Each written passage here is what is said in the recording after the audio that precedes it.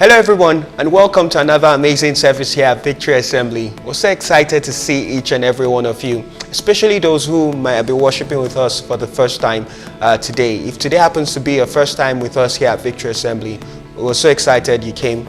Please don't be in a rush after the service, as our welcome team would like to meet with you over light refreshment to know more about you, as well as you getting the opportunity to know more about us. Please listen to the following notices. My name is Joel, and this is VANews. We are all running towards something. In our pursuit of God's will, we tune out what we think are distractions and run. We run to our hopes, to our desires. We chase our single purpose in life. But what happens if you miss your defining moment? At some point, we all will fall short. But God does not define us by one goal, purpose, or accomplishment. His renewal is not an achievement, but a process. His salvation is not an end, but a beginning. Slow down. Look around. Life is not a destination.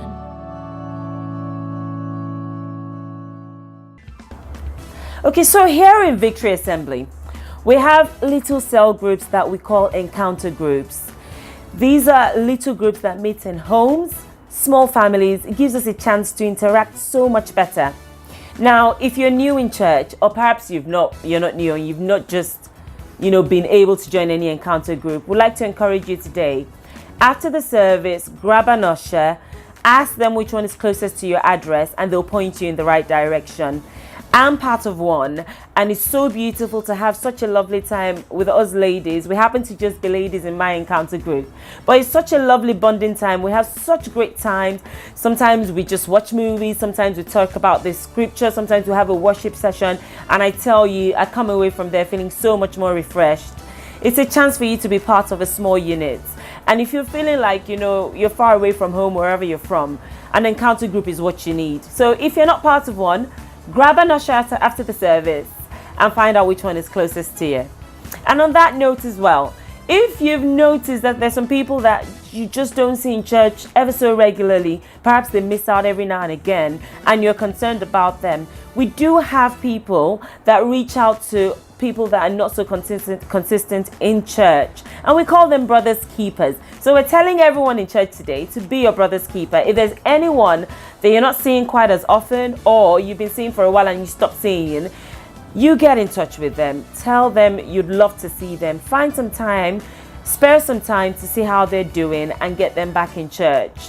If you're not okay to do that, speak to one of the ushers after the service. Again, they'll point you in the right direction. We're just trying to build a very tight-knit family here, and we can all help in doing so. So please be your brother's keeper.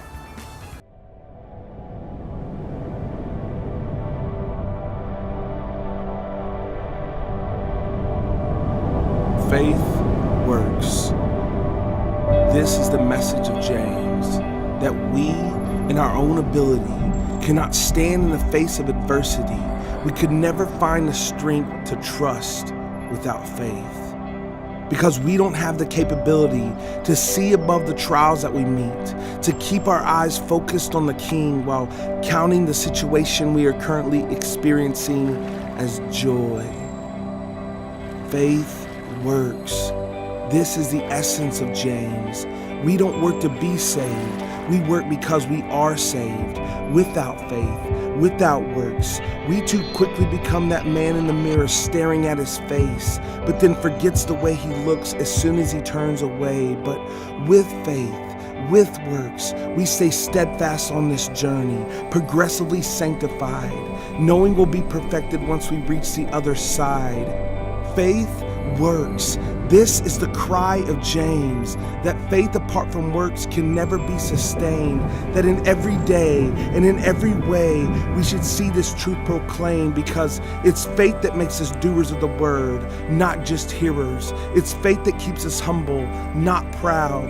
It's faith that directs our tongues to bless, not to curse. It's faith that causes us to show mercy, not judgment. It's faith that leads us to true religion, not its empty substitute. And it's faith that's causing us to preach the good news to every tribe, tongue, and nation with every breath that we breathe. And it will be faith that causes us to worship our God for all eternity.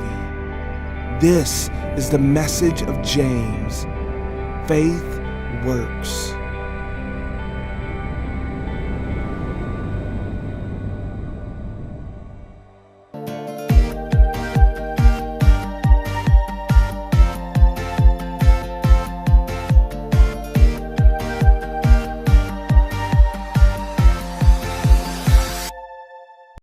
And just before we go, we'd like to remind you that the Hour of Faith continues this Friday. It's from 6 to 7 p.m.